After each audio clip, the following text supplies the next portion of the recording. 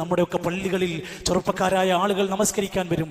അവർ ധരിച്ചിരിക്കുന്ന വസ്ത്രത്തിൽ അവൻ്റെ ഇഷ്ടതാരത്തിൻ്റെ പേരുണ്ട്, അവൻ്റെ ഇഷ്ടതാരത്തിൻ്റെ നമ്പറുണ്ട്. ചിലരുടെയൊക്കെ നല്ല മനോഹരമായ കളർഫുൾ ഫോട്ടോകൾ പതിച്ചുകൊണ്ടുള്ള വസ്ത്രങ്ങളാണ് അവർ ധരിച്ചു നടക്കുന്നത്. സല്ലല്ലാഹു അലൈഹി വസല്ലമ തങ്ങൾ പ്രിയപ്പെട്ട ഭാര്യൻ്റെ അടുക്കിലേക്ക്, ആയിഷ ബീവിൻ്റെ അടുത്തേക്ക് കയറി ചെല്ലുക. ഒരു തലയണയുടെ ഉണ്ടായിരുന്നു.